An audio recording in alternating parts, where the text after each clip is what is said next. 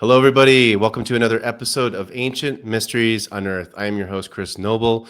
And today we have two very special guests joining us for a joint interview on this podcast. It's going to be really exciting. They're going to be channeling some incredible entities, beings for us to bring in fascinating information as always, but we will also be distilling it into some actionable takeaways that you can integrate into your everyday life, because that's what we love to do here, bring in some fascinating information, but also make sure that we can distill it and bring it to you in a way that can impact your day-to-day life in a positive way. So, without any further ado, I wanted to introduce our two guests today. We have our first guest, who is Thomas. It's Thomas Workman, and he is a fascinating individual with a PhD in communication and culture, and has spent many years teaching and leading workshops on communication and intercultural diversity through discovering, before he discovered his metaphysical gifts in Washington, D.C. And then since then, he is trained in Reiki, angel card reading, oneness blessing, and two feather healing, and is also completing a doctorate in theocentric psychology. Fascinating stuff. And then we have AJ Kavana, who is an Arcturian starseed, which we'll hear more about, originally from Australia. And he became aware of his intuitive gifts as a child, studied under one of Australia's leading clairvoyants, and has had a lifelong passion in ancient wisdom, metaphysics, and then that has taken him all around the world, including some sacred site activations like in Egypt, which we'll also get into as well today. So together, AJ and Tom blend their gifts to channel the guides, and they also co-host events and share their spiritual teachings through talks, workshops, and media, including their Soul Search TV series called The Infinite Pathway: Journey to Self-Realisation. Fascinating stuff, really interesting. And as always, all their information will be in the show notes behind or below you. And you can follow up on them anytime you want throughout listening or watching this episode. But without further ado, let's welcome to the show AJ and Tom. Welcome to Ancient Mysteries on Earth. How are you doing today? Hey, very good. Glad to be here. Yeah, we're doing great. We're so excited to meet your audience and bring in the guides for you as well. Oh, yeah, we are excited for that as always. But before we bring in the guides, let's talk to the humans here, AJ and Tom. I would love to hear from both of you before we get into all the fascinating things we want to talk about today on the episode. I always love to start our episodes with a little bit about your background and from a perspective of your awakening journey. You know, we're talking a lot here on this channel, yes, about ancient wisdom and ancient history, but it all comes back to consciousness. You know, that's always the age-old thing that never shifts is consciousness on this planet, off this planet. And so for both of you, I'd love to hear, what's your background been? For example, what was your first memory of that awakening moment, your first awakening to realize that there's so much more going on in this reality? Well, definitely for me, mine began in childhood. I always had an awareness of being the observer. But what was interesting was that there was all of this metaphysical stuff happening around me. I happened to have a little cat when I was a kid, and the cat would crawl up on the bed and go to sleep between my legs on the bed. And all of a sudden, I'd feel this big jolt. And I'm like, what was that? And I would look at the cat, and I remember one time I was shaking the cat, and I thought, what happened? Did it have a heart attack? Did it die? And there was just no response whatsoever. And then something in me said, just wait and observe. And the cat sort of came back to its body, as it were, and it woke up, and I'd moved one of its paws, and it was looking awkwardly in its paw and sort of put it back into place. But what that showed me was that this cat was having an out-of-body experience. And I was just learning about all of those things like reincarnation and different dimensions and spirit guides and UFOs. There was this great couple of series in the early 70s, and I'm dating myself here, but you'll appreciate it. But Leonard Nimoy hosted this incredible series called In Search Of. And then there was Arthur C. Clarke's Mysterious World. And all of that activated so much in me that was inherently within me. And, I was always the guy that would sense a presence in a room or see a flashing light in the sky, or much to my parents' frustration, always guess what was in the Christmas gift under the tree. So, I always kind of had these abilities, if you were, but over time, it was a matter of observing and developing and cultivating those. And that wasn't always the easy part. But I had some wonderful mentors along the way and wonderful partners along the way. Perhaps the most important is my husband, Tom. Mm-hmm. And for me, it was I was always sort of searching for something greater than myself, really looking for that. But growing up in Chicagoland, I grew up in a Chicago suburb in the 60s and 70s. I will date myself. There wasn't a lot of choice. So for me, that was typical Christianity, typical religion. And so I looked into church, but knew always that these answers weren't exactly right. That a lot of what I was learning and what I was being taught wasn't exactly right. I could just say it that way. And so there was always this desire to continue searching. It took a long time, though, for me to actually awaken into the opportunity.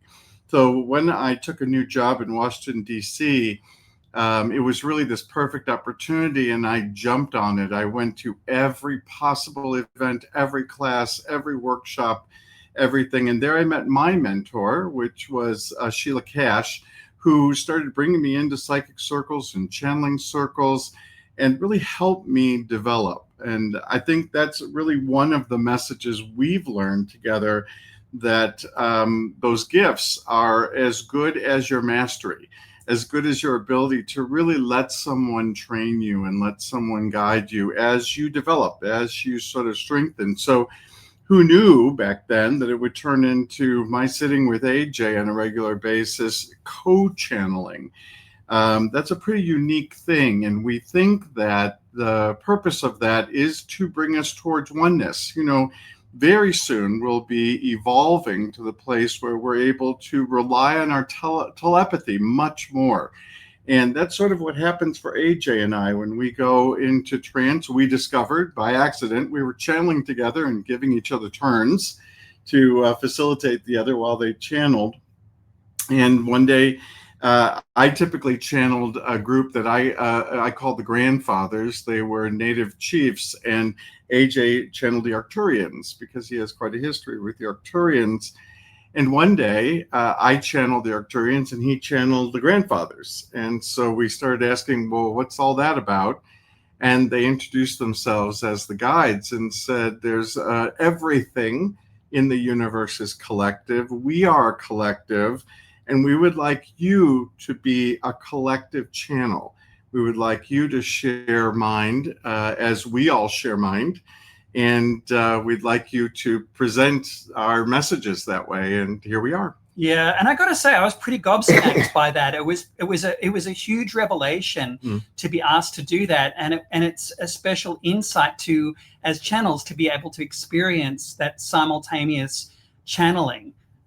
Yeah, it's so unique, and I've worked events called like the Channel Panel, and have been around a lot of this.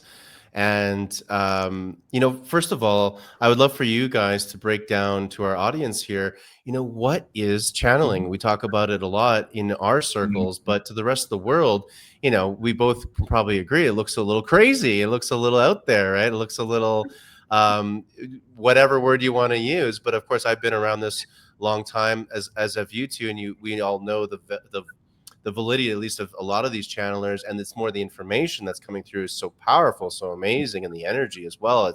You just can't fake that. It's incredible. But I would love for you to explain to our audience, let's say to someone who hasn't witnessed channeling before, because we're going to get into that, of course, later into this episode. So to prime people for that, what is channeling? What is it like for you when you're channeling? What does that feel like? And then third part of the question, what is the double, like if you can go deeper into this double channeling simultaneously, that's very unique. I'd love to hear more about that. Well, let me start by saying I don't think channeling is unique at all. I think we all do it. I think we all have capacity to act. I think many times we're in a situation where the perfect thing comes to mind to say, and we say it. We usually call that the muse, or we call that inspiration or something else. So I think there are voices speaking to us all the time. The question is, how well are we paying attention, and how well are we developing a system with ourselves to make that effort to actually speak on behalf of that entity. So there's a lot to that, and there's a lot in terms of our spiritual development I think is important. You know, Esther Hicks always said that she thinks Abraham chose her to channel. She had no opinion about anything.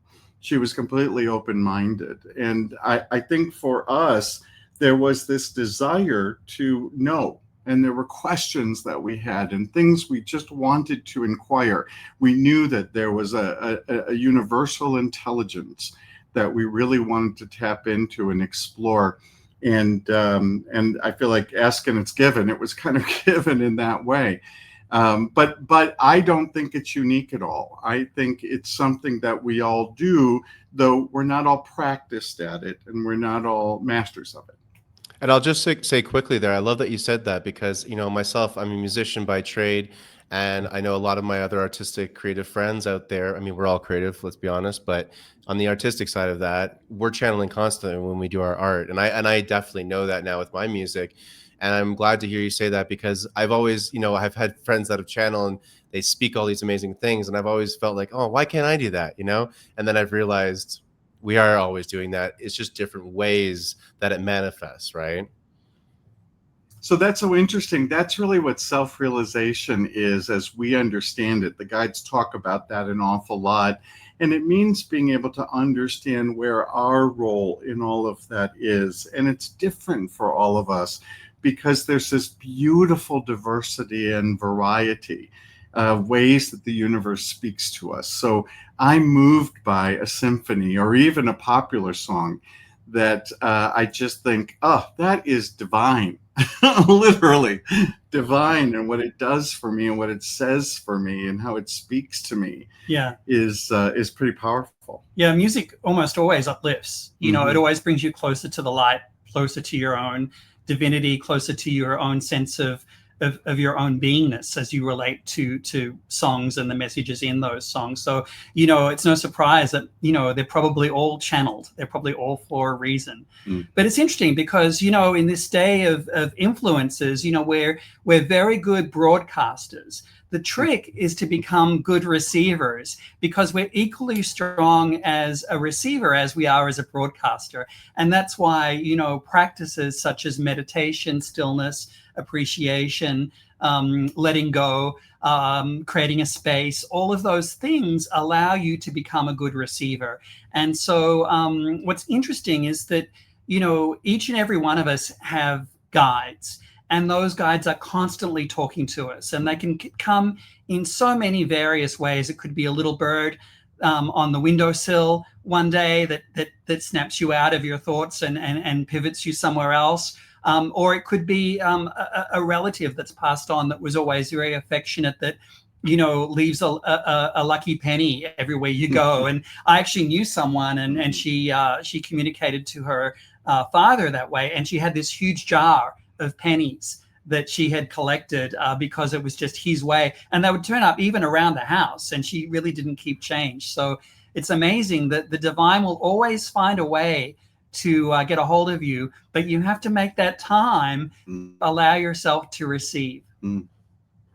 I love that. It's so well said. Go ahead, please. Well, I was just going to say, I'm going to talk a little bit about the channeling process because, you know, we mentioned that the guides are always talking to you. They're not always using words. In fact, I think a lot of the entities that we communicate with have a difficult time with human language because it's so limited. And so really when we channel, we are sometimes given geometric shapes, or we're given colors, or we're giving objects, or we're able to see scenes, those sorts of things. And part of our role as channels is to interpret that, is to translate that, if you will, into language. We really are very helpful with that.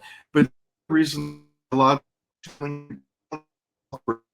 and energetically, because it truly is an energetic exchange more than it's anything else. So as AJ mentioned, for us, it's a matter of really getting quiet and really getting focused and really concentrating so that we can remove ourselves. Yeah, we step out of the way. So we clear our mind, and we just allow the guides to literally speak through us, and to use our vocabulary, to use our knowledge, to communicate the messages of the divine. And it's interesting because, if you watch us on YouTube or anything like that through our YouTube channel, you'll see sometimes they correct us and they say, no, not that word, this word. That's right. And it's fascinating because they really want to get it right. That's right. It's really quite fascinating. And sometimes the language just doesn't have it all there, which is interesting because, that's why there's no mistake that the ancients built these amazing monoliths all around the world, and they placed them on these amazing energy centers and ley lines to help amplify that energy as well. It's very intentional. But it really requires a lot of trust.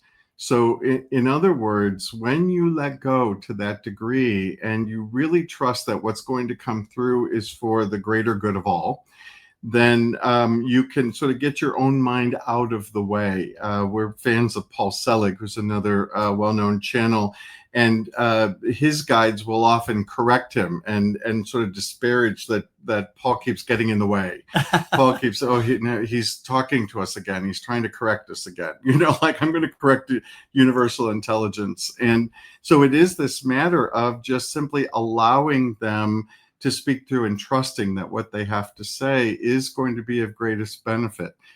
We often don't quite recall what is going on for us in trance. We're trance channelers, as many are, and don't always recall it till we go back and read the transcript or hear the recording. Yeah. Yep. And it is why we call ourselves speaking from source too, because we're aiming from the point of view of the divine. And in the divine, there's no separation. There's only the truest, highest, and the best. And just like the guides that help you maybe with a relationship, and then you might have another one for career or another one, for your own personal growth at any given point in time. That's why we channel a collective as well, because they step forward to answer the questions that they're kind of specialist in. It's really interesting how it works. I think the other thing that's important for your audience to understand is that there's a growing number of channels that we've heard quite clearly, and many others have as well. There's increase in the number of individuals who are beginning to channel. We see it. We meet someone new almost every day, and the reason why, they say, is because everyone hears it a little differently. And so really, when we were invited by the guides, I guess I'll say, and they sort of explained what they wanted us to do, my first reaction was, oh, come on, you got some great people. You don't need us. You got some wonderful channels out there. And they said, no, we need you. You have your own unique set of perspectives and experiences that we wish to use. And that you will be heard by parts of your audience that others may not, right? Others may not be able to relate as well to someone else. And so we've just trusted that and allowed that to be. I love that. And it's so true, right? I think even with the arts, I kind of have to lean back to that perspective. Every time any of my other creative friends want to figure out, like, how can I have a more unique sound with my music or a more unique look with my art? It's just, well, be yourself, be as much of you as you can. And it will resonate with who it's meant to resonate with. And that's why I totally agree. I think it makes sense that everyone has that. Obviously everyone can channel, and everyone that does decide to do that and communicate that, it's going to land differently with different people. There's billions of us. So I think that's probably a good thing, to have as many people out there communicating that as possible. Thank you very much for that really fascinating breakdown. I always love hearing it explained because it's always a little different. And like we were just saying, it lands differently depending on who's explaining what channeling is. So for our audience listening and watching, this is what we'll be experiencing very soon. But before we get to that, I have at least one more question here, because you touched on this, AJ, with the sacred sites, the monoliths, these incredible structures. I'm obsessed with, out of place artifacts, ancient high technology that we can't explain, all this fascinating stuff. That's really the foundation of this podcast and channel. Of course, we love to branch into all these things now because it's all connected. It's all one, as we know. And I would love to hear from your experience in Egypt in particular, but other places that you may have gone as well. What is it with these specific, I'd like to talk about the specific buildings, these constructions, these places like, let's say, the Great Pyramid or the Osirian as two examples in Egypt, that I've been to both, and I will be going back with a group in September of next year. What is it with these places? How are they so powerful? And what, from your perspective, do you think is really happening with yourself, the human, let's say, template that's there, interacting with these sites? But like, what are the sites doing? How is it the geometry in which they're built, the materials? How are people having these incredible experiences there? Well, many of these sites were built in co-creation with ancient aliens that were on Earth. The Earth is a lot older, and its history is a lot richer than even the ancient sites that are around today for us. And in these ancient times, they had an awareness of oneness. They had an awareness of how we're connected and spirituality, and they imbued much of that knowledge in the stones and the temples that they created to uplift humanity, just like in a very similar way we build churches today. Even the fact that we build churches on sacred energy lines that crisscross the earth. Mother Gaia herself is a sacred temple, and we are sacred instruments on that temple as well, so that there's a lot that we can bring forward from ourselves and our own connection to Mother Earth, even through a tree, for example. But when you get all of these ancient civilizations that have intentionally and specifically honored deities and practices, it really is amazing to see the messages that they left and the technology that they've displayed. You just have to visit the Great Pyramids of Egypt and realize that it's something way beyond what humans can construct. And the fact that it's the last of the great wonders of the world that's existing today is a testimony to that. But there are many smaller sites around the world that are far less known among the populace that are equally as sacred as well. So, it really is fascinating, this interface that we have, this drive towards spirituality that every culture has had over the millenniums. And what's interesting is that, many of these sites line up to the equinoxes and different star patterns as well. The pyramids, for example, with Orion's belt. There's a lot of sacred geometry there, sacred astrology that is just absolutely incredible when you dig deeper. Yeah, these places are absolutely mind-blowing, and it's true. It's not until you really go, and this is not me trying to plug my Egypt tour, everybody listening and watching, but you can, of course, check it out, as you know. But it's so true. I've heard people like John Anthony West and many other fantastic. I went to Egypt in 2019 with Dr. Robert Schoch and Mohammed Ibrahim, and we were all of us, even though they've been many, many times, you're always blown away every time. You learn something new every time. And you can't explain these things through even a great documentary, which there's plenty of. Until you're there, you just don't understand the magnitude of what these places really are, and how these things were constructed to elevate human consciousness, and probably many, many other purposes. I believe they're multi-purpose structures, but it's fascinating. I mean, you were saying these were built by ancient aliens. I would love to elaborate on that. Who are these ancient aliens? What's this all about now? Well, once again, there's no separation in the divine realm. And so a lot of the ancient aliens, as it were, coexisted together. And as far as cultivating the garden of earth, as it were, there were specific lineages that were responsible to do that, including the Arcturians, the Pleiadians, the Lemurians, for example, the Syrians. And they're all still very present today. And we'll be hearing more from them, by the way, as well. So it's going to be a divine full circle as we come into this greater awareness and higher consciousness again with them. But yeah, and you just have to look at a lot of the technology that we have around us, even just the way a silicon chip is made. It's almost beyond belief how they got, those 7 layers of sand and gold and glass and everything to be able to create a silicon chip. let alone all of the other, technology that we have today. And you can look at it and go, wow, that's got to be reverse engineered, or that's got to be and we're going to be seeing a lot more of that. Mm-hmm.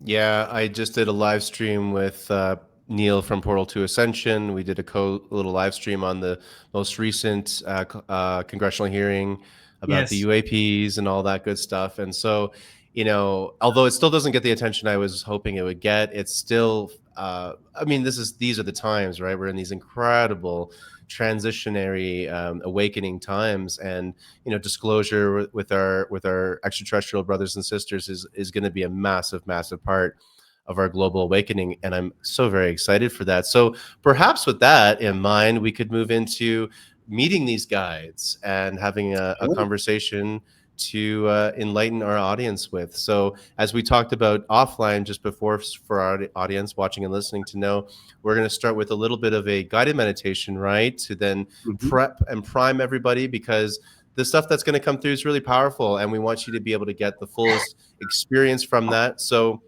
I invite everyone watching and listening to just take this in with open eyes, open heart, and let these beautiful gentlemen take you away on a beautiful journey of information and wonderful energy. So let's go for it.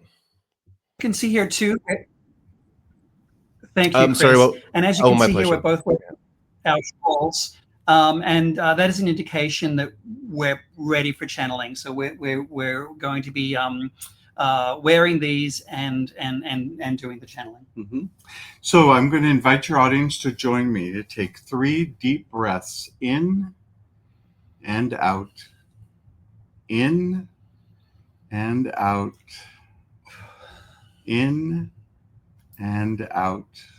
Allow yourself to continue normal breathing at this slower rate, really feeling the air as it comes in and out of your body. Feel the oxygen that, without any effort on your part, feeds every cell of your body, and then allows you through your exhalation to release anything that does not serve you. Carbon dioxide, discomfort, unwanted thoughts. All of these are simply released with every breath as you are fed and allowed to release. You are always in control of your own thoughts. Really feel the air as it goes in and out. We're going to focus on the energies of Earth as they come up through your feet or your seat. Feeling those energies, a beautiful brownish red light that emerges up to your heart space and is joined by the divine energies coming through your crown chakra at the very top of your feet, of your head.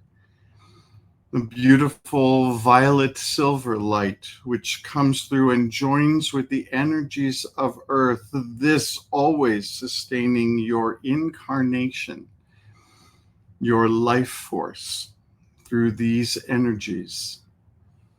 From there, allow each of your chakras to open, and we focus our attention on our third eye, a beautiful indigo light in the center of our forehead that opens like a door out into the etheric realm. Again, available to all of us, as we all have a third eye. And so together we peer out into this etheric space where Source itself can be found, a beautiful bright light in the distance, beaming its light and reflecting in our own selves, our soul's light, the perfect replication of Source's light itself. Allow yourself to see and feel that light. It's from here that we call in our glorious guides, and we invite in all the guides of those who are here, Chris and all of his listeners, to join us around this etheric table with our own guides. We ask that only those of the highest vibration, those closest to the light, join us at this time. We ask that you share whatever is most important for us to know for our greatest and highest good. We invite you now to provide for us whatever is needed, and we ask that you enable AJ and I to communicate your messages clearly and concisely for the good of those who are listening, and we thank you. Indeed, we are grateful for the opportunity to share in your energies and this transmission with you today. We must open with an important premise in that we must share that there is no separation. We say this to you so that you may understand that contact with us can be found at any point in time in your sacred temples and your sacred sites, in your homes, in your gardens, in your hearts, and in your dreaming. Simply a matter of intention, simply a matter of allowing, simply a matter of trusting, for we are there. We have always been there, and now we join you in this process and together of co-creation, for together we are stronger. Yes, together we expand in our own individual and collective learnings. Yes, and together we step into the flow of universal energy, that universe that is constantly creating and expanding. Your questions bring us forward.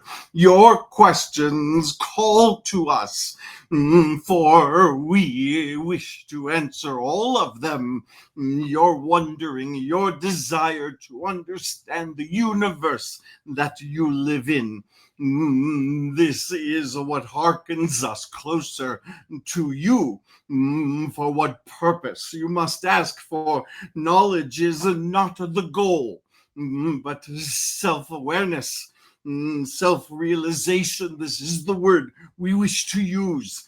Your ability to realize who you are as an eternal soul, and how this incarnation you are living now plays an important role in your eternal search to understand your soul, lifetime after lifetime.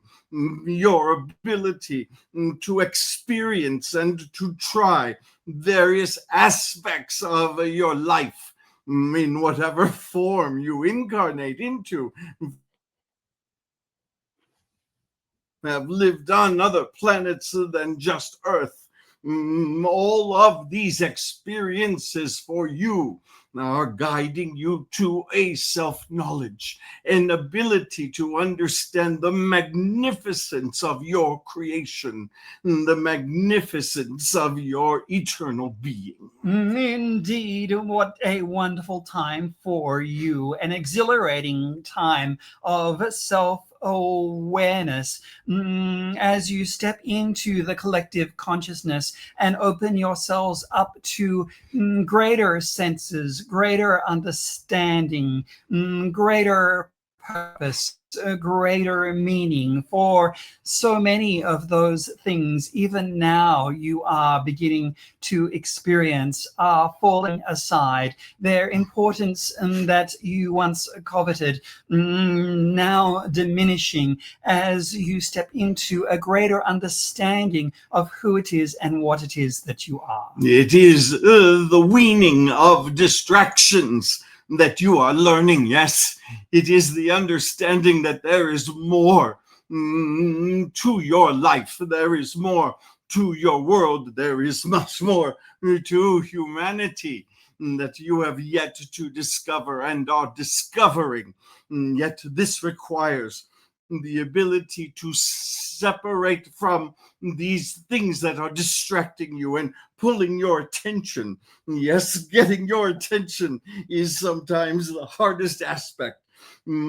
Circumstances now that surround your world are not designed to undo you, but are designed to pull your attention, to bring you closer, to ask new questions, and to hear more about who you and who the universe itself is. And with this, we are excited to hear your questions of us. Well, thank you so much. And my first question is kind of in light what you were just talking about with our current situation on planet Earth. We're all awakening. There's a massive shift in consciousness. And something that I've noticed, and I know a lot of other people have noticed, and I'm very curious about, is time. I feel that time is shifting and moving and becoming less and less linear. Things like the Mandela effect that we call on our planet, where it seems that branches in our timeline are moving and shifting and parts of our past keep changing. And of course, this is a show about our history, but is our history even static? I don't think so. It's always shifting. So my question for you beautiful beings is, what is time going to be like on this new earth? Are we going to be experiencing something completely different? What is that all about? I would love to learn more. Beloved, the concept of time is a human creation, for there is no time in the universe, for as you have alluded, and is true, all is in the now, all is occurring in the present moment. And we encourage all of you to focus on the present moment, for there is all the blessing that is needed. All has culminated to this moment. All is drawn toward it. And so we return to this idea that a time which you mark as a way of understanding your incarnation is not as important to the universe. And so as you grow in your consciousness, you find yourself releasing this necessity, for it does not serve you as it once did. Many of you captives to this concept of time, holding time as a measure, determining what is a good amount of time or what is too long or too short. All of this is ready for your release. For you see that the moment that exists for you is the now, whether the now is incarnation or in the entire universe. Indeed. And so to your question, what shall this look like for humanity? And we are delighted to share that it will be an understanding and appreciation of what it means to be in the perfect present. For so many of you are working, striving toward a desired future, a desired outcome, and yet, as it were, not stopping to smell the roses, to appreciate the abundance and the opportunity and the potential for expansion, infinite expansion in the now. And so as the consciousness unfolds within the human, shall to come this awareness and appreciation of the perfect present, coming for you to enable you to do what you enjoy now, to be who you are now, to express as you are now. And there shall come great joy, great connection, and great transformation upon your planet. Learning that there is no perfect time. What a lovely discovery for you, so that you may live in the now. You may choose not to wait. You may not wait for conditions, but simply realize you are master of these conditions. I love that. Thank you.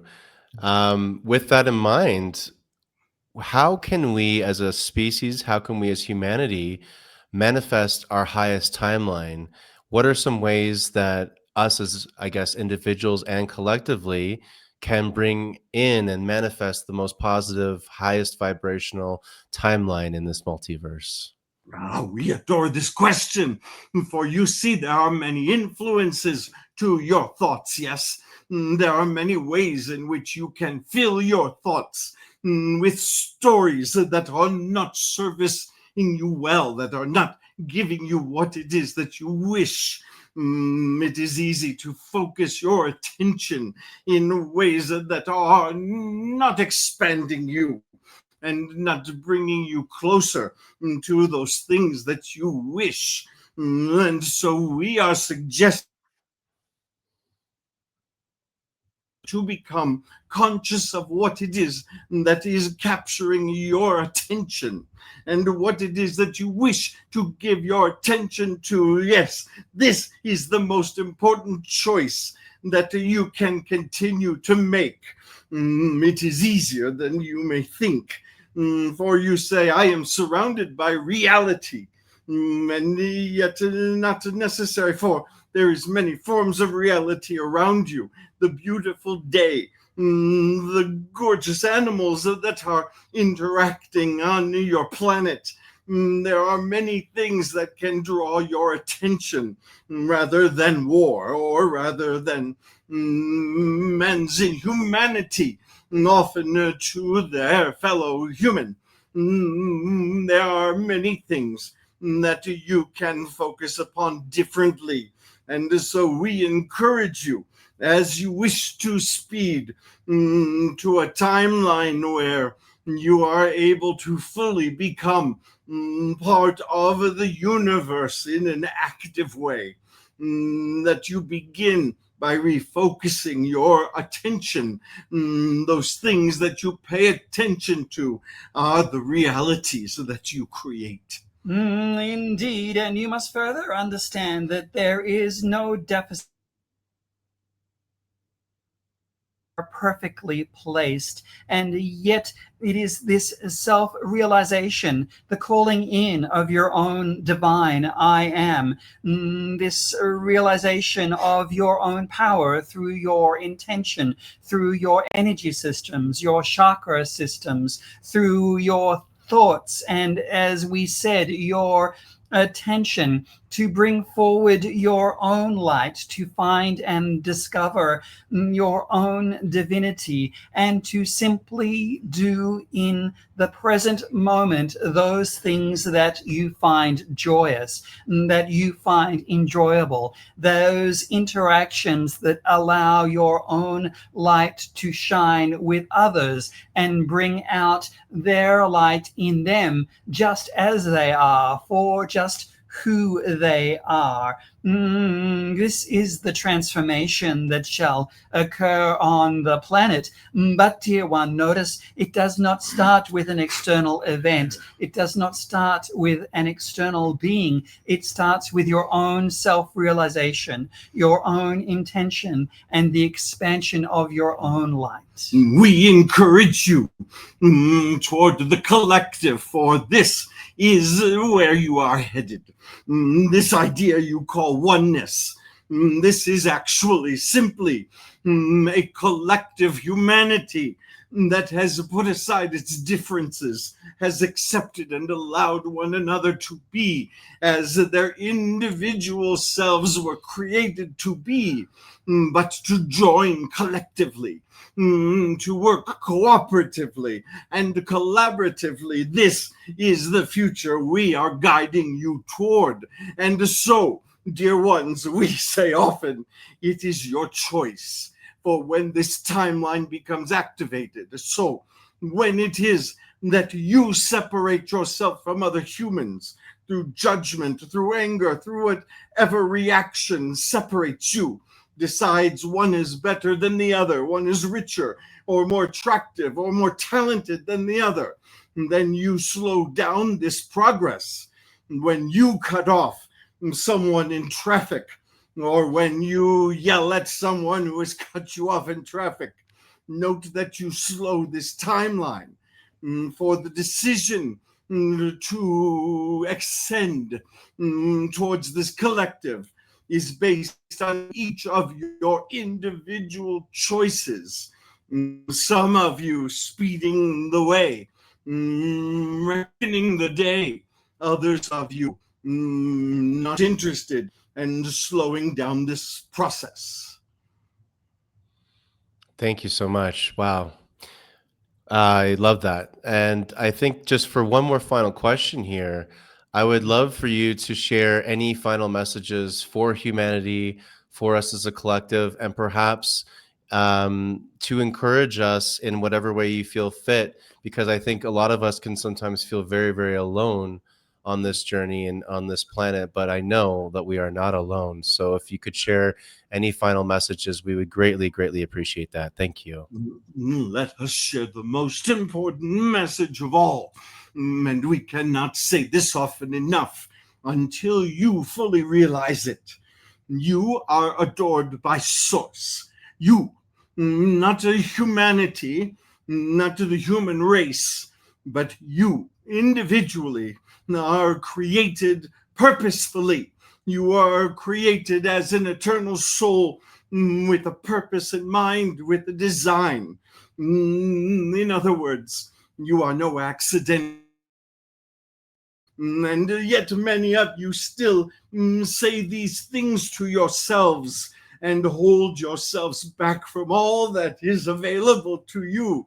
You are not only not alone, but you are adored by the universe that works collaboratively, cooperatively, together towards your greatest and highest good. But you say, there are times when life does not go well for me. There are problems that I encounter. There are speed bumps, if you will, towards my progress. Yes, also for your greatest and highest good. For contrast plays such an important role in your self-realization. How shall you know what you want till you know what it is you do not want? We would encourage you first and foremost to spend time recognizing how adored you are by Source itself, by the universe itself. There you shall find many doors opening. Thank you. Thank you so, so much. That filled up my heart, and I'm sure everyone watching and listening. Thank you so much. And if we could bring back Tom and AJ now, that would be super appreciated. But thank you again. I really appreciate everything you've shared with us. Before we leave, we wish to bless your audience. And so we ask you to allow us to send our energy to you so that you may feel that love and not just know it.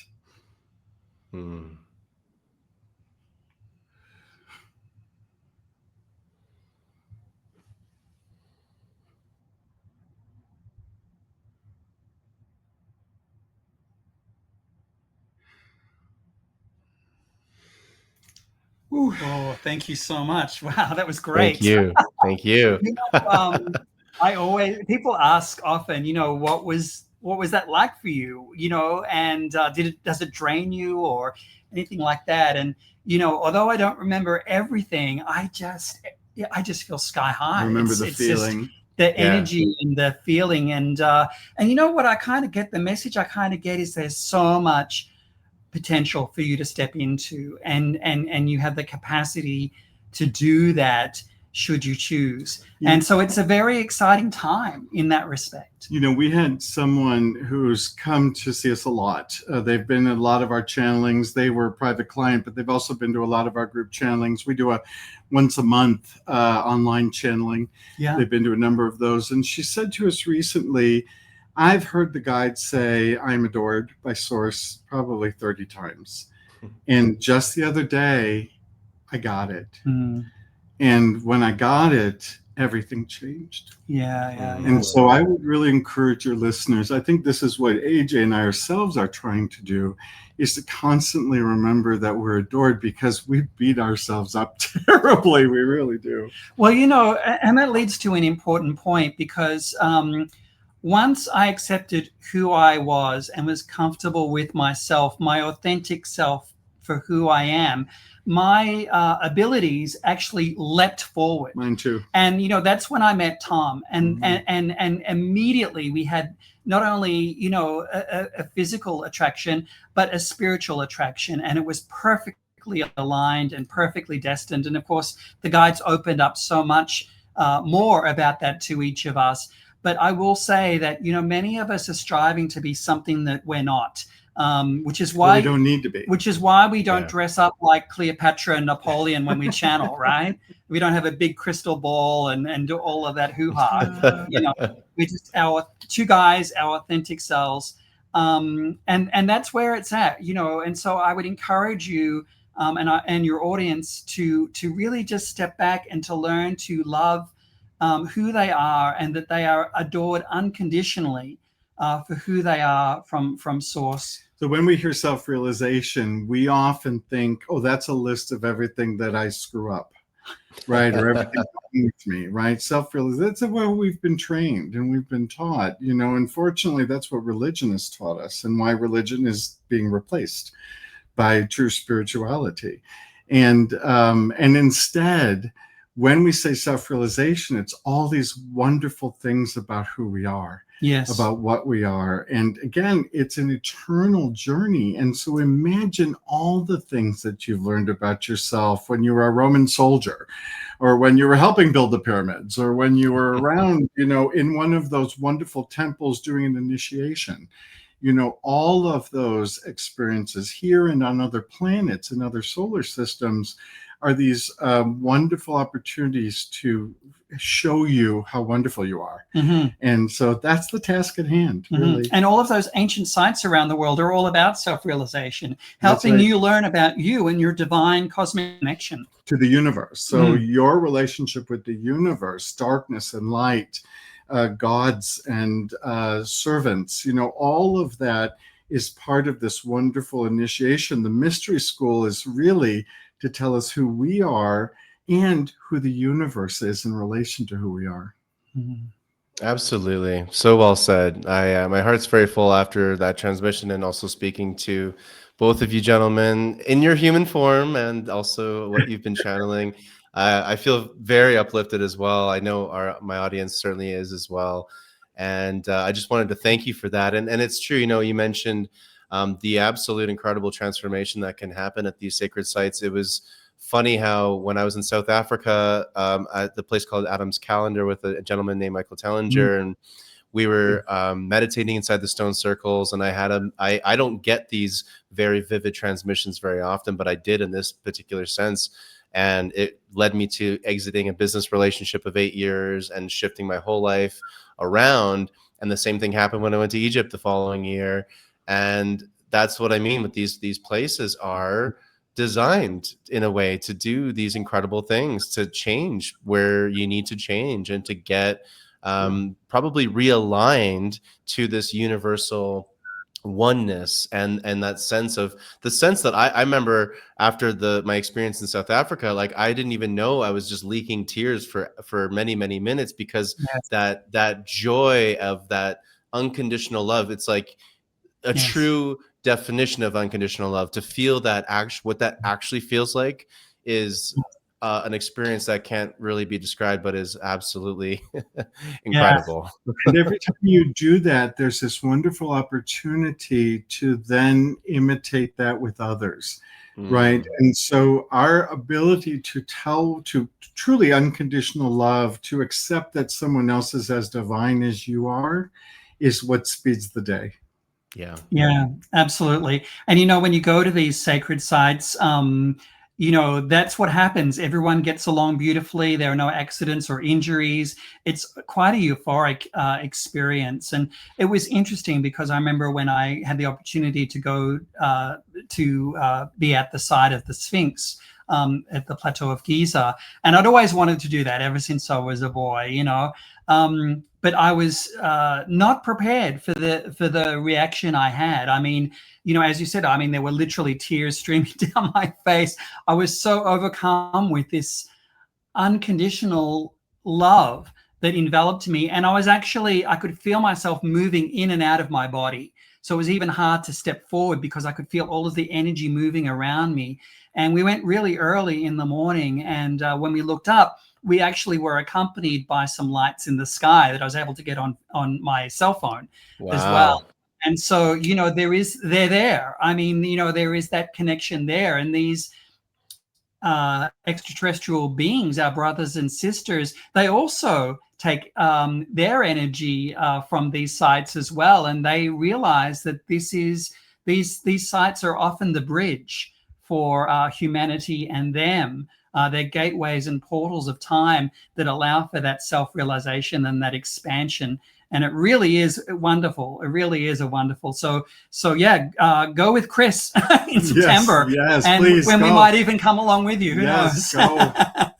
Let's do it. I know that's a great thought, because to be honest, what we sometimes don't include in these, well, we do, but what a lot of people miss when they go to these places is the metaphysical interactions that, you know, that we can have with this. So it's really great to have people like yourself. So yeah, that would be lovely. And for the audience, let's hear more about you two and what you're up to in the future, where people can find you, where people can connect with you. Of course, as everyone knows, this is going to be in the show notes below as well. So we'll hyperlink everything, make it convenient. But for the sake of the audience right now, where can they connect with you? And what have you got coming up that we could be looking forward to? Well, the best place to connect with us is on our website, which is simply speakingfromsource.com. As I'm sure it's down below in the notes. And that's got everything, all the information about the events, where we're appearing or where we're channeling, any of the other products that we produce. We produce a weekly email called Wisdom Wednesday that has a short message from the guides and a little bit of an explanation. Very simple email that you can subscribe to for free. It's our free gift to you. We'd love everyone to sign up for that. Actually, a lot of people find that really inspirational each and every week. We're always working on courses or new collections or recordings, because our goal, our mission, if you will, is to communicate the messages from the guides as often as we can, as many times as we can. So we're so grateful for this opportunity and every opportunity. So you'll find all of those resources on our website. But what else are we doing? Well, you know, if you want a deep dive as well, I highly recommend you book a personal session with the guides. Mm-hmm. And that's a one-on-one personal session that's done over the internet. We record that, so you'll have a video recording of it to look back on later. And we also send you a written transcript, because the guides, they love to get into the deep and meaningful. And they sometimes answer the question beneath the question. So it's not just, why do you want the red truck? It's, you know, what's causing you to desire to have the red truck, or what's keeping you from having the red truck. It's never about the truck. It's never about the truck. So yes, book a personal session with the guides, or come check us out. We're going to be at the Soul Search Expo in Scottsdale, Arizona on the 4th of October. Just this weekend. This weekend. We'll be there all weekend, and we're doing a live channeling there on Saturday at 1 o'clock. But if you've missed that, by the time this broadcast comes up, we always have our monthly live with the guides. And we have a beautiful Circle of Light membership community as well. So you can keep that dialogue and going, and meet with others of like mind as well that love to follow the messages of the guides. So with that, back to you.